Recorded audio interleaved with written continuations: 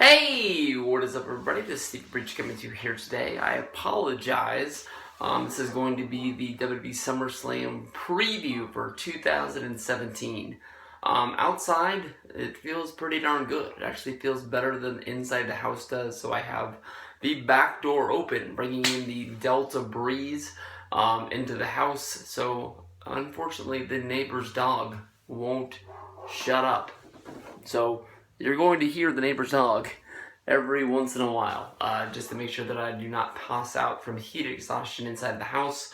I will tell you that this year's WWE SummerSlam 2017, if I was going to this show in New York for, I believe, the third year, maybe fourth year since WWE packed up and moved out of Los Angeles, I was able to go to 5 SummerSlams in a row, 5 out of 6 that were held in Los Angeles.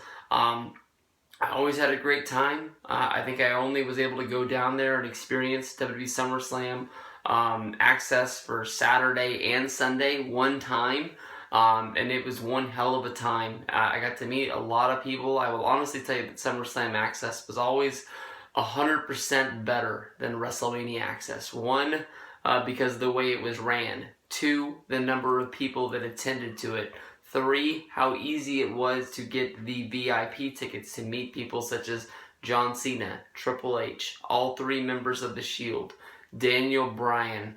I met, Rey Mysterio, CM Punk, and Edge. All of those were all VIPs that I was able to get through going to SummerSlam access, as well as one time I got an item signed by Triple H and I paid for my friend Miguel to meet Triple H for me and get a pic. He took the picture, I got the autograph, all win the situation, and the VIP was on eBay for only, I believe, $65 to get my Triple H and Undertaker from WrestleMania 27 thing signed. A really, really good deal.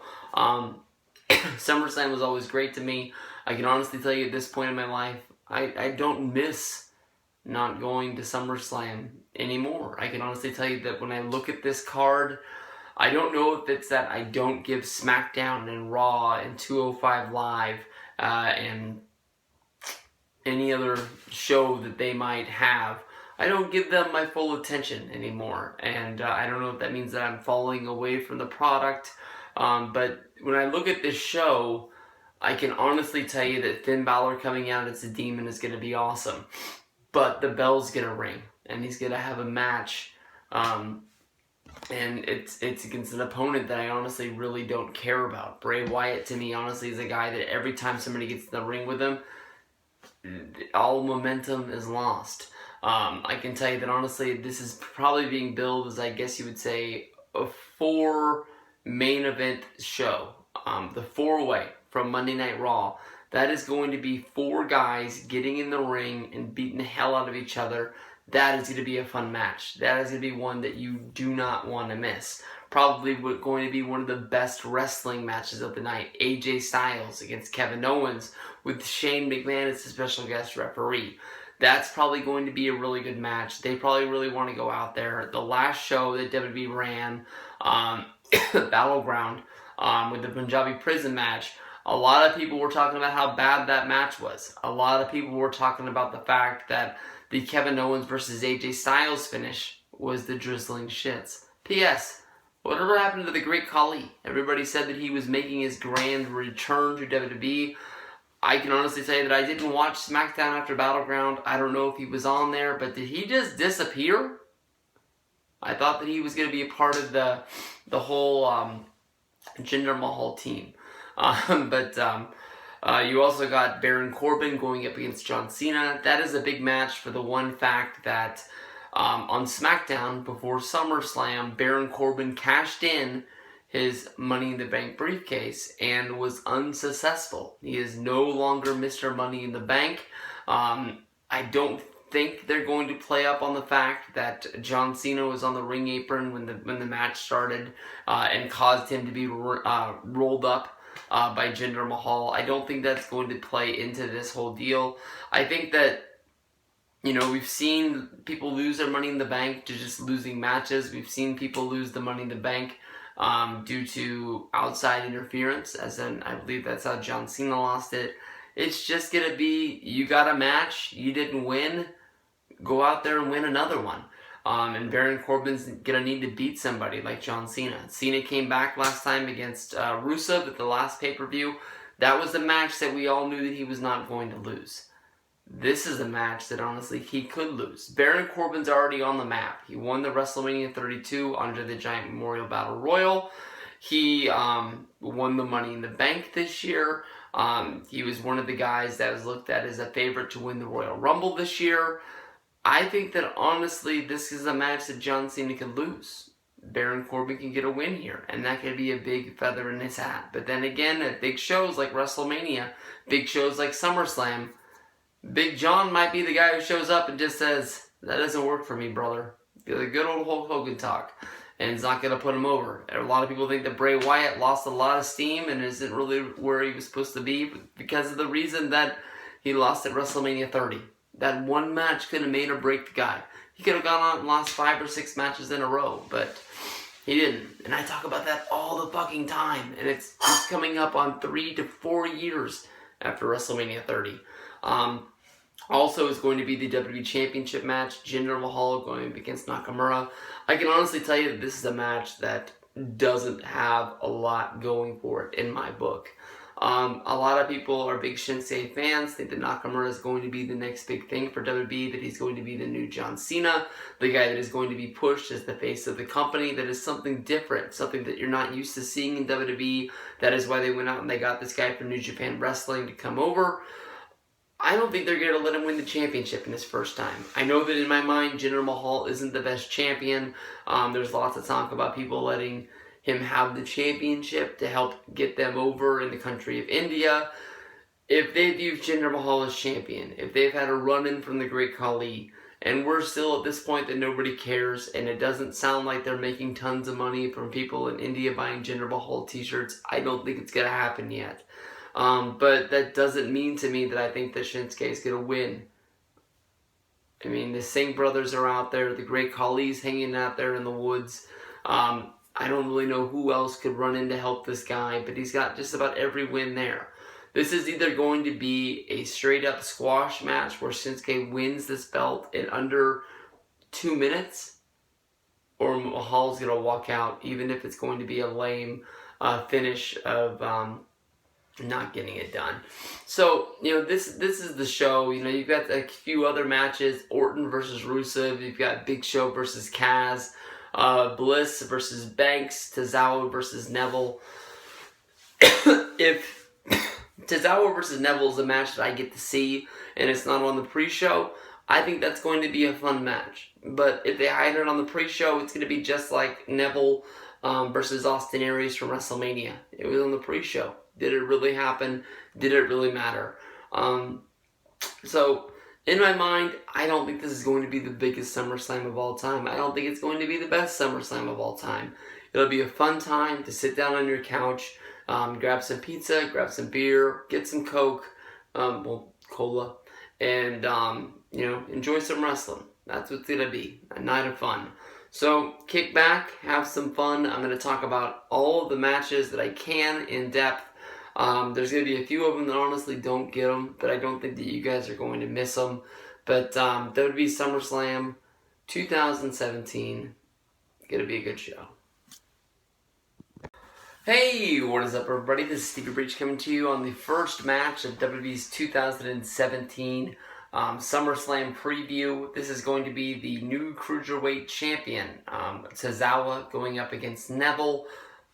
I can remember a few months back trying to make a video talking about 205 Live, basically telling you that there was a few guys on that show that I think that really were going out of their way to steal the show, and were going to be big players on this show. I think that everyone can talk about the fact that I believe we are a year removed from the Cruiserweight Classic. I can't honestly remember when 205 Live was launched and the Cruiserweights were put on Monday Night Raw, but I think we can all say that 205 Live is not what we thought it was going to be. The Cruiserweight Classic was pushed as must-see television on the WWE Network. It was almost like it was a free special that gave us lots of must-see. I'm not going to call them dream matches because a lot of those matches would happen on indie shows around the country, but these were happening in a WWE NXT ring on the WWE Network being pushed by Vince McMahon and Triple H. I don't think that has really worked out the way that it was supposed to be, whether if it is the reason of its timing, coming on after SmackDown on Tuesdays. One of the biggest, I guess you can say, attractions to SmackDown over Raw in my book is the timing of the show. 2 hours is easier to work around. I can't tell you how many times I've turned on Monday Night Raw, been ready to kick off a night of wrestling, and either have lost interest and changed the channel, or just flat out fallen asleep and taken a nap and just missed a good bulk part of the show.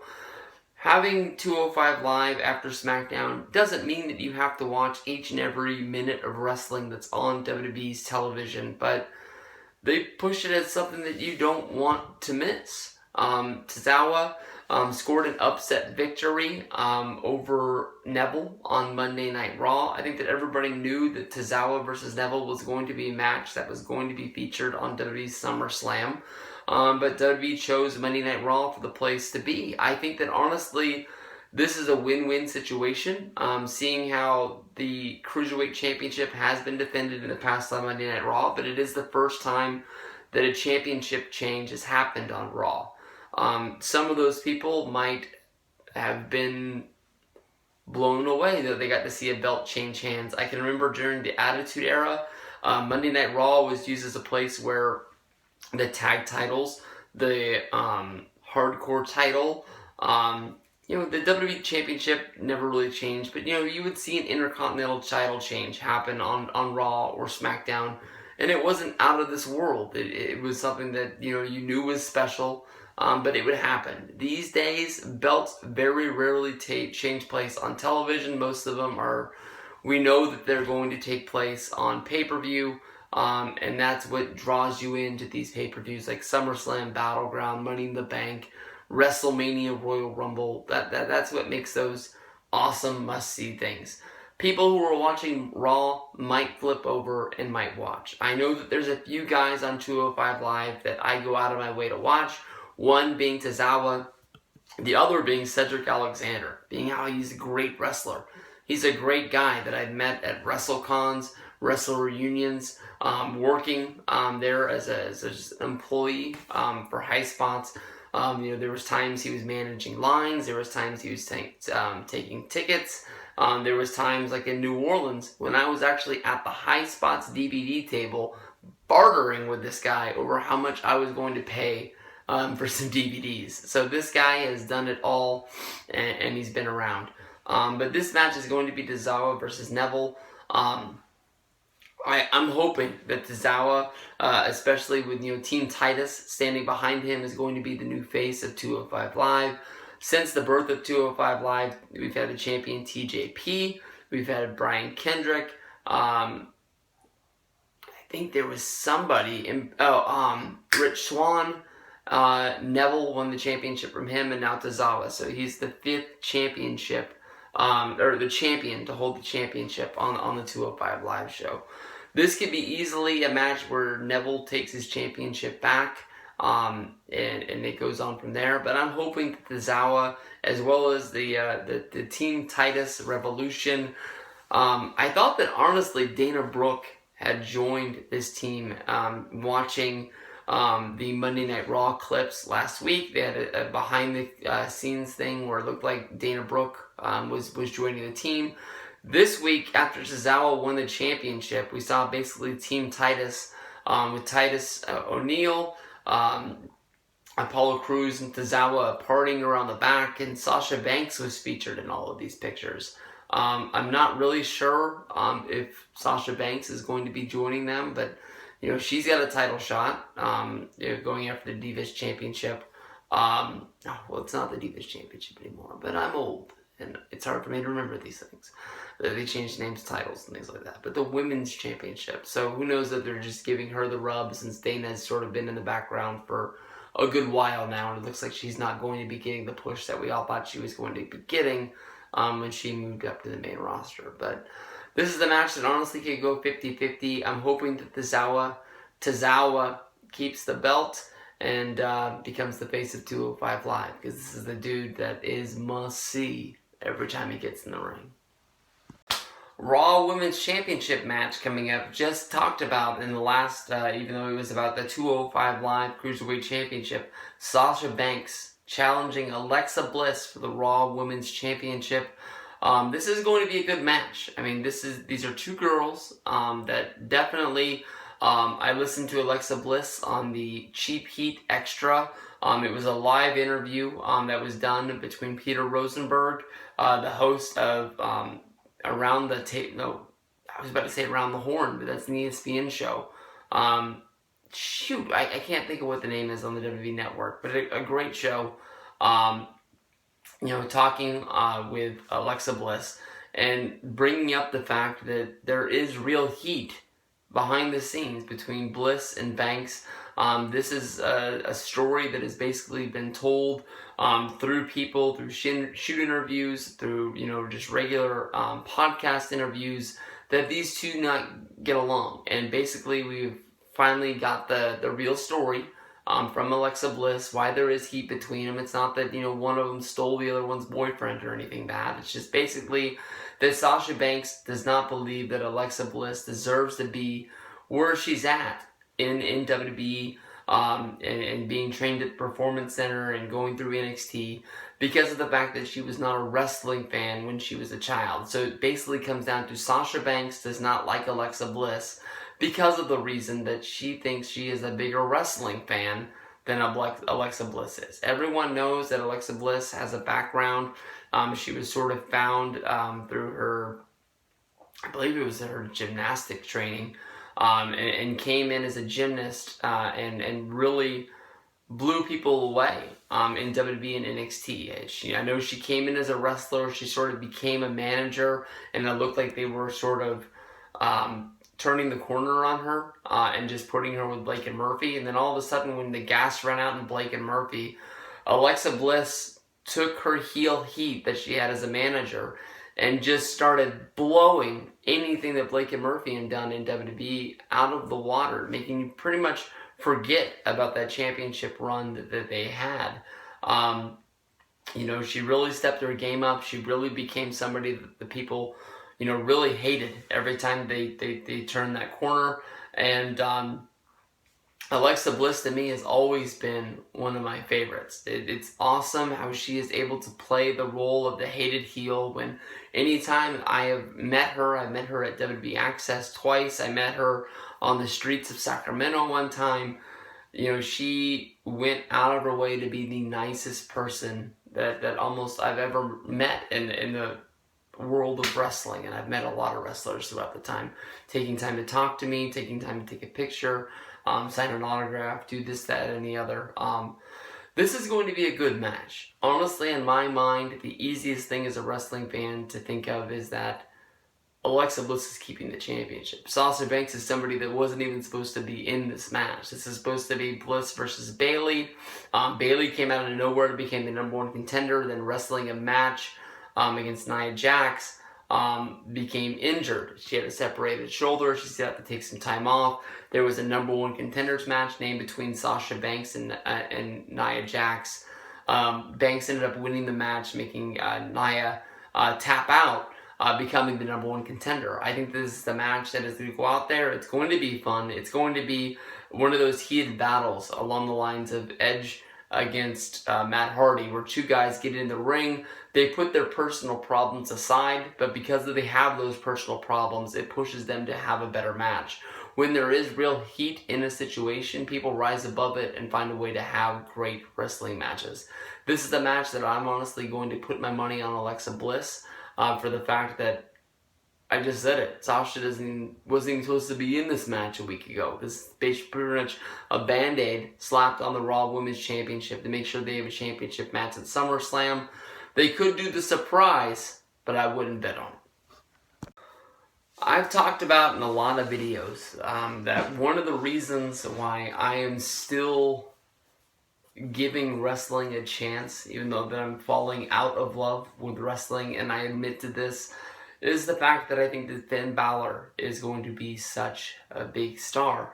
And this year at SummerSlam 2017, we're seeing a match between Finn Balor going up against your former WWE champion, Bray Wyatt, in a match that honestly makes me flatline as a wrestling fan. I've talked about this in just about every video that I've made against Bray Wyatt and any feud that he's been in, whether it's been Dean Ambrose, Roman Reigns, Randy Orton, that every time Bray gets with somebody, it kills all of the momentum that they've been having. This match at SummerSlam is giving a little bit of a rub because of the fact that on Monday Night Raw, we were told we were going to get the rebirth of the Demon, who is going to be making his return at SummerSlam after Bray Wyatt beat Finn Balor on Monday Night Raw. Finn Balor now feels that the only way that he can overcome the odds against Bray Wyatt is to turn into the Demon. The Demon is someone that we have not seen in WWE since last year's SummerSlam, when Finn Balor brought him out to fight against Seth Rollins, where he won the Universal Championship, but then also came down with an injury in that match and was forced to give up the championship on Monday Night Raw the next night. I just did, within the past few weeks, a review of the Finn Balor WWE 24 episode that talked about his rehab and him coming back from his injury, as well as him going back to his roots, being his first time to go back to Ireland, where he returned on a wrestling show, spent time with his family, and basically went through his wrestling collection and talked about his path to where he is in WWE now. Balor has been back for a few months now, but this is possibly the first biggest feud that he has had. I talked about this on a Monday Night Raw full show preview when he was going to be going up against the Drifter, that Finn Balor was starting to gain a little bit of momentum, but it almost looked like, when he went into the feud against the Drifter, when he took the big guitar shot, it almost felt like people were sort of starting to groan for Finn Balor because of the fact that where his placement on the card was. A year ago, we were told that this guy was going to be the #1 future star of WWE, and now here he is wrestling against the Drifter. You can't win them all. You can't have everyone in a must-see sort of the feud, but to me, honestly, putting guys against Bray Wyatt, putting guys against the Drifter, that's not where you put your #1 star. Maybe for, a small Monday Night Raw television feud, but not for pay-per-views. Just Bray, I gave him a huge change when he won this year's Elimination Chamber, when he won the championship and was going to go to WrestleMania as the champion. I believe the hype.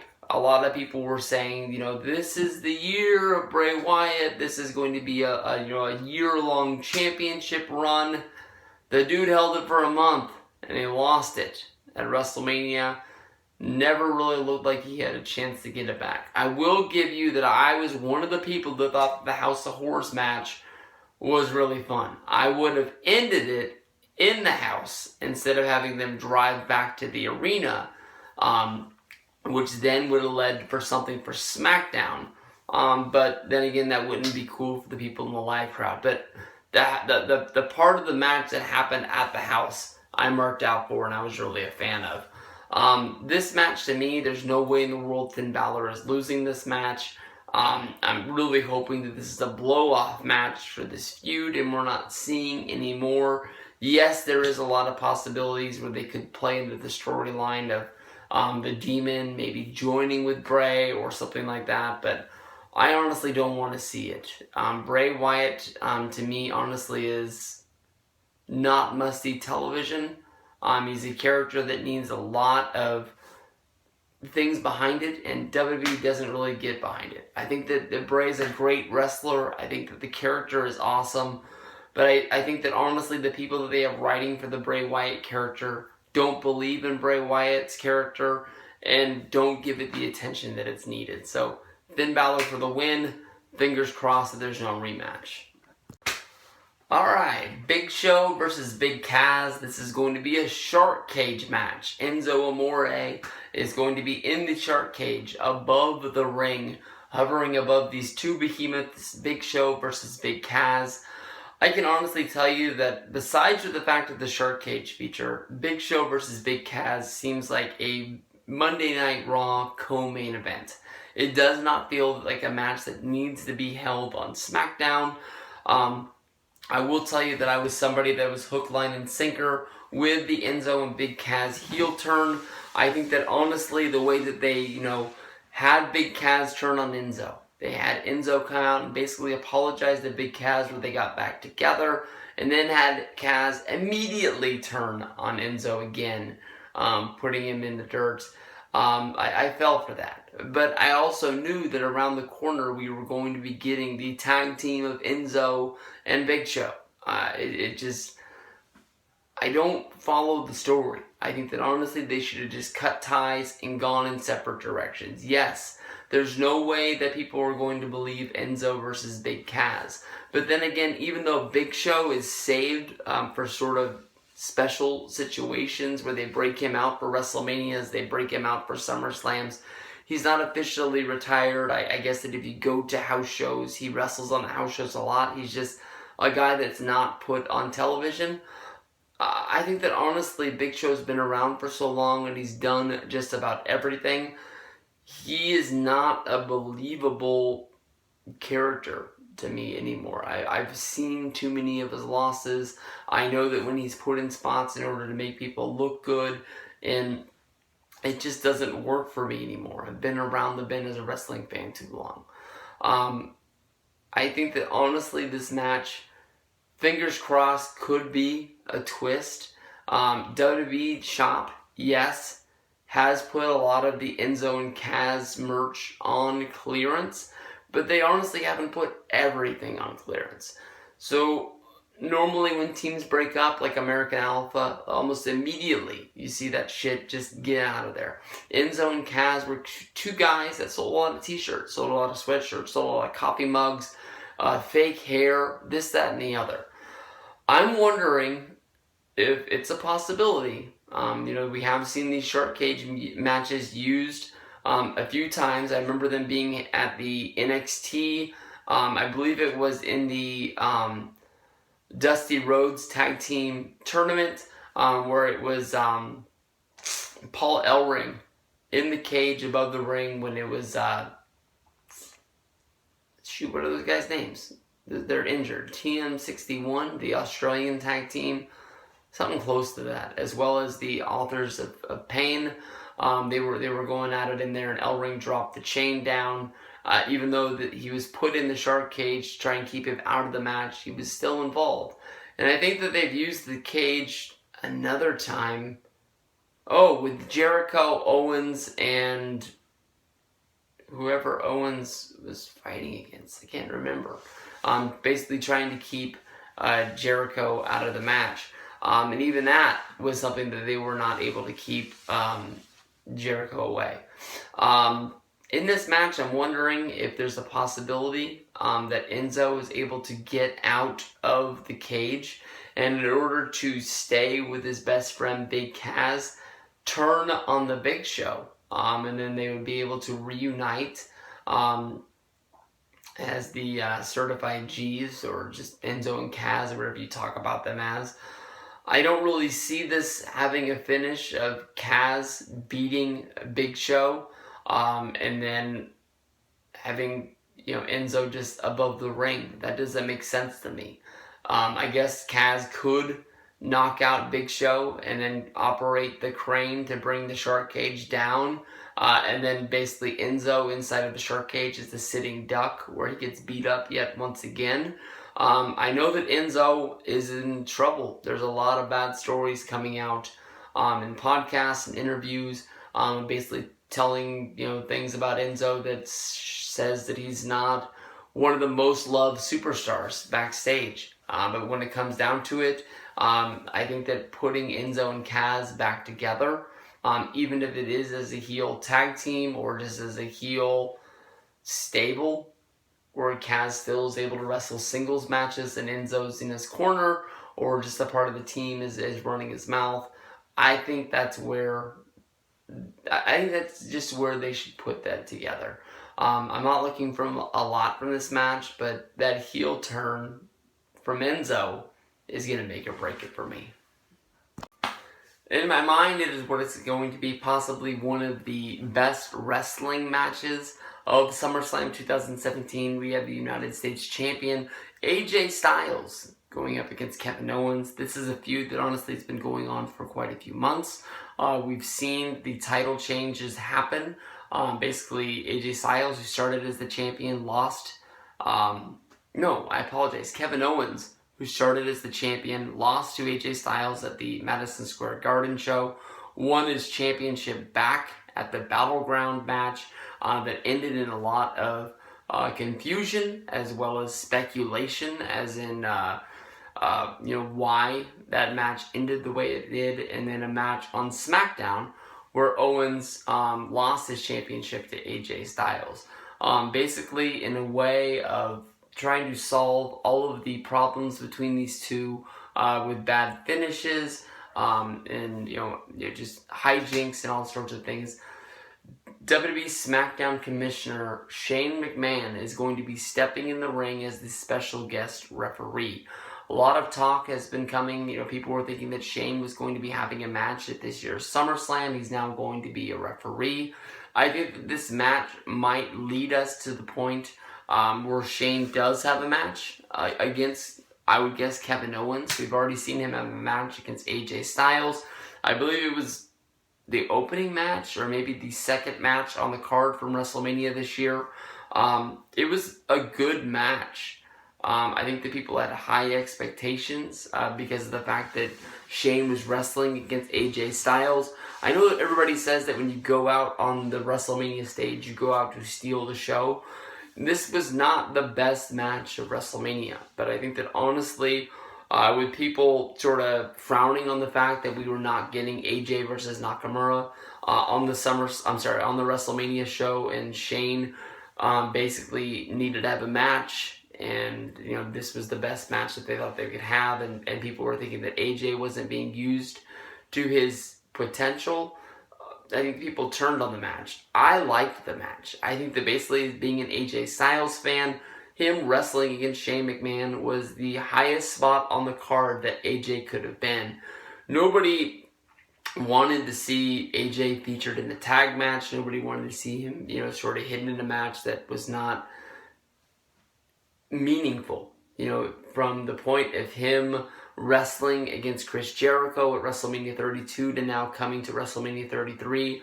In that year, he held the championship. Now he's wrestling against Vince McMahon's son, one of the most powerful people in the company, as well as somebody that goes out and gives their best in each and every match that he's ever had. He was never trained to be a quote-unquote real professional wrestler, but he's a guy that's gone out and given in his body to almost every match that he's ever had to make sure that he's remembered for who he is, and not sort of given opportunities and given big spots because the match, he's Vince McMahon's son. Here we are at SummerSlam. I can honestly tell you that much like the Miz versus Dean Ambrose feud, there's only so many times you can see guys have matches to the point where even though they're great, they become old or they become stale. Owens versus AJ is always going to be a match that if it's announced for SmackDown or a pay-per-view is going to be possibly one of the best matches on the show. But we've seen this so many times, and I can honestly say that the Battleground match wasn't exactly what I thought it was going to be. Might give them a chip on their shoulder where they go out and give their all because of the fact that it's a SummerSlam and they want to make up for the last one. I think this is going to be a good match, but I'm hoping that this is going to be something that they staple this feud and say that we're moving on to the next one. Maybe that opens the door. We've seen AJ Styles kick Shane McMahon last week on SmackDown. Now here they all are in the ring again tonight on SmackDown. And Owens kicks Shane and knocks him down. So now everybody has hits on the special guest referee. Nobody has the odds up because of their feud at WrestleMania 32. Maybe Shane wants AJ to lose. Maybe Shane wants Owens to lose because he doesn't respect him as a wrestler and thinks that he takes cheap shots and gets along to get there. But this is Shane's brand. The United States Championship is looked at as one of the major belts in WWE, and Shane needs to protect the fact that he can't be having fluke wins along the way. He needs to have a real champion that people can move on from here. Maybe that opens the door to Owens going up against Shane, and then AJ moving on and wrestling against John Cena. I guess he's not going to be going up against Jinder Mahal.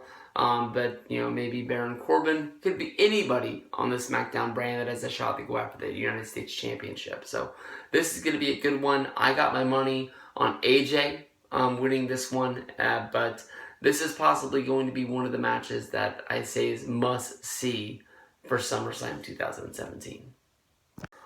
In a match that honestly before tonight's SmackDown, I can honestly tell you that was going to be a match that I didn't really know what it was going to be.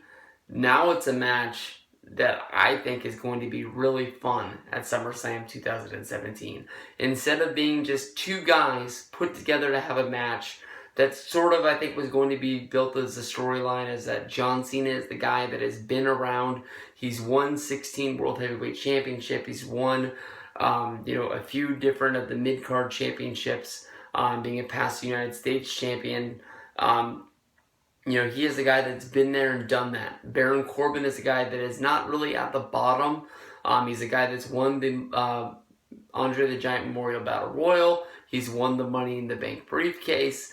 He's looked at as the guy that is going to be one of the future players of SmackDown and Raw and the WWE in the foreseeable future. His background in the NFL, playing football in college as well as playing for the Arizona Cardinals, then going to the Performance Center and succeeding in NXT before being moved up to the main roster, is the guy that wants to move forward. Definitely when Baron Corbin won the Money in the Bank briefcase, I didn't see him losing at his SmackDown on the way to SummerSlam. I thought that honestly he would have it for a while and then fill a need and actually become champion and get that first one under his belt. That's not going to happen. He lost. It's over. And John Cena is one of the reasons why he did it. John Cena, as Baron Corbin was being announced, is cashing in his briefcase, jumped up on the ring apron. Baron Corbin, not wanting John Cena to interfere in the match, took a shot at John Cena, knocking him off the apron, and then turned right into a cradle from Jinder Mahal. Now we have Baron Corbin mad that he lost his Money in the Bank briefcase, no longer has a shot to become WWE Champion, and one of the main reasons is standing across the ring from him at SummerSlam. John Cena is a guy that, isn't going to always be around. It seems like they're always announcing movies that are coming out. I honestly thought that John Cena was filming the new Transformers movie that's going to be broken off from the original franchise, which is going to be made about the yellow Bumblebee car.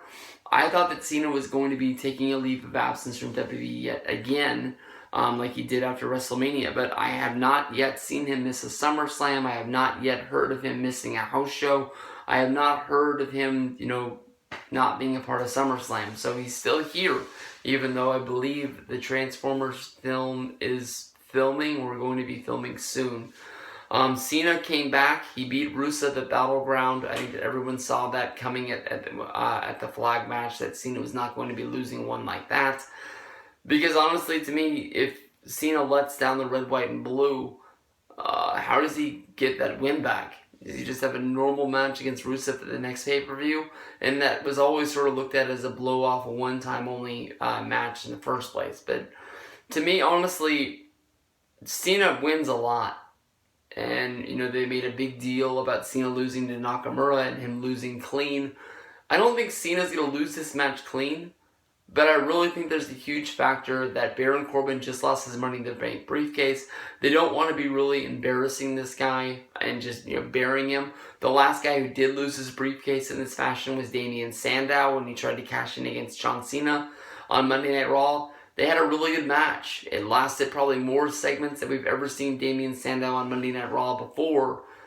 But after that, Sandow never really lived up to the potential that he was once supposed to be. He became a good act in WWE, being a part of him and Miz with Mizdow, and I believe he had another run doing something else that was pretty cool that lasted a little bit. But once he was released from WWE, hasn't really done much of anything. And I think that honestly, when you break it down, when Sandow lost all of his momentum is when he lost that Money in the Bank briefcase. And when he won it, he was one guy that a lot of people were picking that was going to be his year. I think I picked Cody Rhodes to win that year, but Sandow winning it was not that much of a letdown. Him and Rhodes, they had their match at SummerSlam. It was good, but when he lost it, it was all downhill from there. Baron Corbin, I think, is going to win this match. He might not win it clean. He's not going to be on that list that people are making a big deal of. But I think that John's going to lose this match, and Corbin's going to get the win. Maybe I'm going out on a limb there, but I got my money on Baron Corbin to get the win. I can honestly say, with all of the matches that are taking place at SummerSlam 2017, I've skipped a few of them and just thought that there's really nothing that I can say about them. But to me, honestly, the one match that I'm having the hardest time picking the winner of is WWE Champion Jinder Mahal going up against Shinsuke Nakamura. I think that honestly, this is going to be one of the most troublesome matches for me to pick because of the fact that I think that they're going to be a make or break match for Jinder Mahal.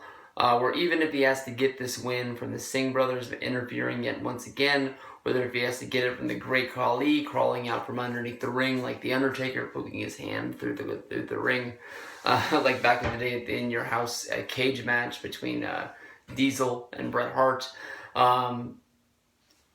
Something's got to happen here. Either Jinder's going to escape and we're going to see Nakamura versus Jinder yet once again, or Nakamura is just going to take his place as wearing the crown in WWE by beating Jinder, and I'm going to say less than 2 minutes. Just going out and just beating the shit out of him and leaving him laying. Jinder escaped SmackDown tonight by a disqualification win over John Cena, as well as rolling up Baron Corbin in a Money in the Bank briefcase cash-in attempt. He's looking pretty strong as the champion right now. He escaped his feud against Randy Orton. He has escaped a miniature feud against John Cena on SmackDown.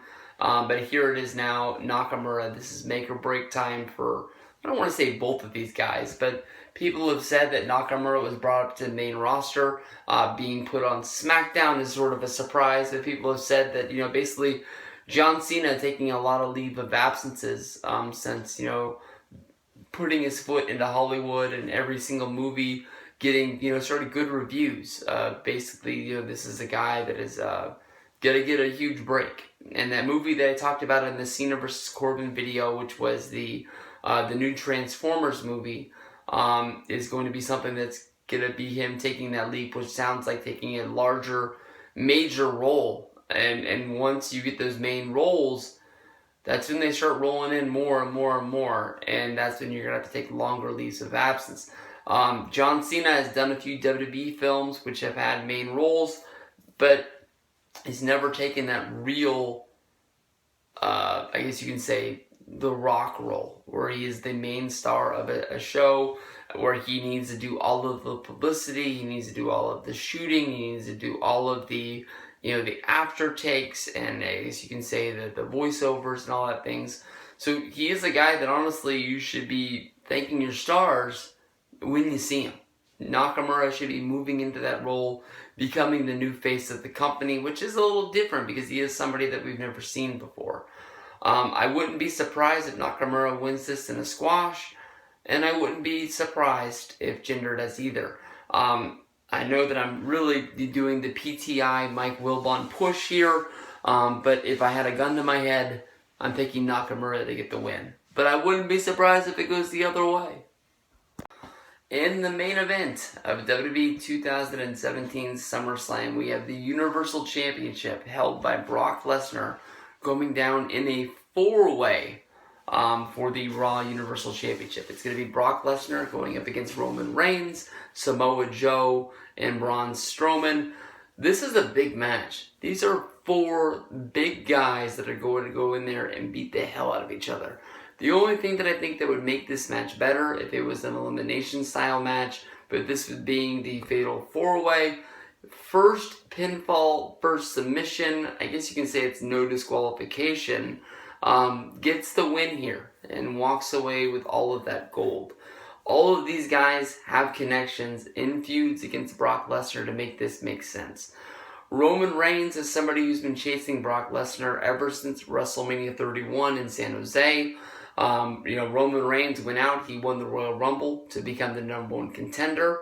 Then from there, they had the face down with Paul Heyman saying that he respected Roman, but didn't think that he could beat Brock. Rolling into WrestleMania 31, where the interference from Seth Rollins really turned the tide of that match. There was times when Brock was beating the holy hell out of Roman Reigns, and Roman was really laughing at the punishment that Brock was giving him. But you could tell that even though Roman had comebacks in that match, there was no way for Roman to overcome what Brock was giving him.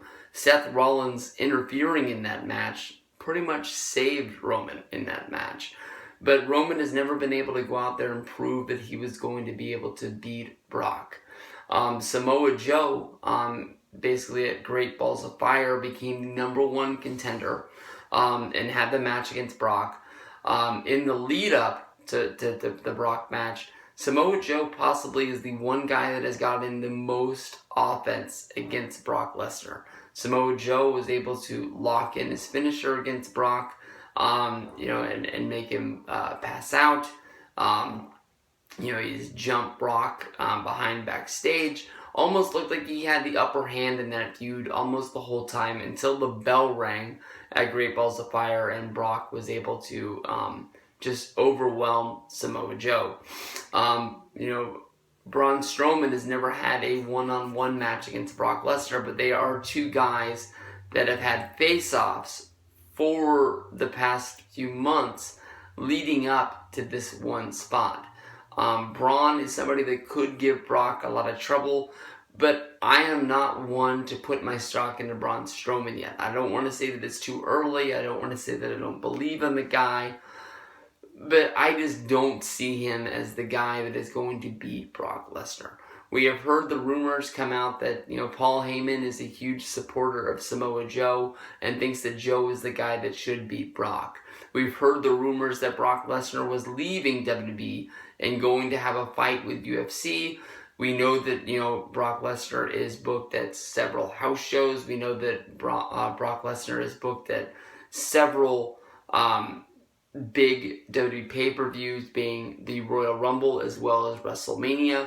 People are thinking that this fight is going to be taking place in UFC against Jon Jones this year. Many are also saying that it's not going to happen until after Brock leaves WWE, after WrestleMania this year, where Brock could go into training for the Jon Jones fight and sort of be uninterrupted. Maybe that means that he doesn't sign an extension with WWE around WrestleMania 34 and just focuses mainly on UFC and winning the big one. We had heard those rumors come out, as well as that, Brock was going to lose the championship at SummerSlam in a one-on-one match against Roman. That ended up maybe changing because the plans leaked and were out there in the newsletters and things. I think that Roman's going to be a great champion for WWE someday. I know that people love to hate Roman. I don't really understand it, but I don't think that I would really want to be behind a champion that is hated even though it's really being pushed as a babyface. We've lived through this with John Cena for so long. We know that WWE will just keep pushing the guy out there and act like nothing's going wrong, and they'll call it Bizarro Land and this, that, and the other. I think that Roman's going to get the win here. I think that it's going to sort of show that Roman is the king of the giants in WWE by being able to beat Joe, Lesnar, and Strowman all in the same match. I think that's just what the plan is. I think that's the way it's going to go down. I think that Brock's still going to be involved in WWE. They'll have to find some ways to use Brock when he's not champion. But to me, Monday Night Raw is a better show when the champion is on more than half of the shows. Brock, I don't think, is really on a quarter of the shows. He shows up before he has big matches, but then again, that makes the pay-per-views that he's not going to be involved in not really that matter that much. But then again, Brock is being used more now than he was in the past. Would you ever think that Brock Lesnar was ever going to be used in a pay-per-view named Great Balls of Fire? I know the pay-per-views aren't really pay-per-views anymore because they're network specials, but it's a part of the involvement of WWE and then moving forward with WWE Network and things like that. So I'm taking Roman to get the win here. We've talked about just about all of the matches. We skipped a few. I think this is going to be a good show. This isn't going to be a SummerSlam that people remember for years and years and years to come, but it'll be out there and it'll be fun. So you might as well just grab a hold and ride the ride and see what goes on down the road. Roman Reigns probably going to be the focus of this year's SummerSlam.